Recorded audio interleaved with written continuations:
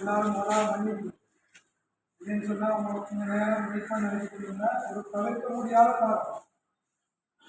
வேற ஒன்று அந்த பேக் உடம்புல இருந்தது கடைசியாக திரும்ப முடிவு திரும்ப போயிட்டு வந்ததால் கொஞ்சம் லேட் ஆகி இன்ஷா அல்லாஹ்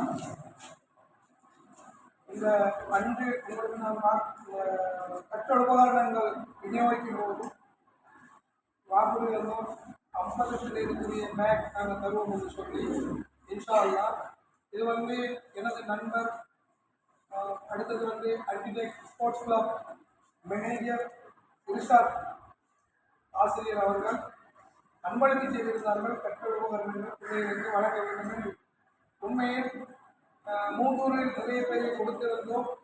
அந்த வகையில் எங்களுக்கு பின்னர் தான் தோப்பூர் பகுதியில் கொடுக்கணும் என்று சொல்லி ஒரு இது வந்தது.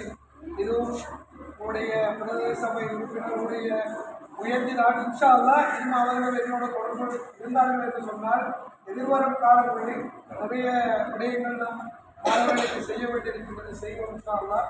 அந்த வகையில் நீண்ட நேரம் சொல்வதற்கில்லை. இதை வந்து ஆர்கிடெக்ட் ஸ்போர்ட்ஸ் கிளப் கட்டுலுகம மன்னாரகம இர்ஷாத் மேனேஜர் அவர்களால் வழங்கப்பட்டிருந்தது.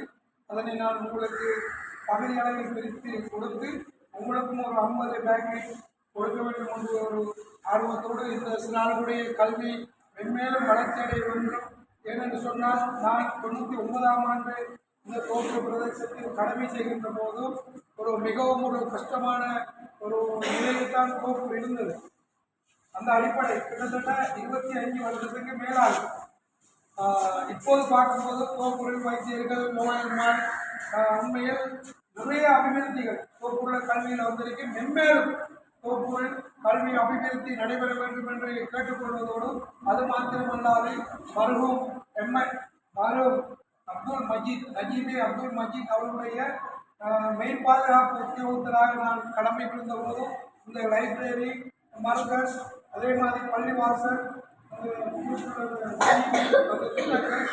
இந்த கட்டிடம் நிறைய விடயங்களுக்காக நாம் ஒரு சமூகம் அமைத்து அமைச்சரோடு சேர்ந்து நிறைய பணிகளை செய்திருந்தோம். இன்ஷா அல்லாஹ் நீண்ட நேரம் பேசுவதற்கு துவா செய்து கொள்ளுங்கள். இந்த சிறார்களுக்கு இந்த பேரை வழங்கி வைக்குமாறு எமது சபை கௌரவ உறுப்பினர் தாயிஸ் அவர்களுக்கும் பாயும் அவர்களையும் வேண்டிக் கொள்கிறேன். அஸ்ஸலாமு அலைக்கும் வரஹ்மத்துல்லாஹி வபரகாத்துஹு.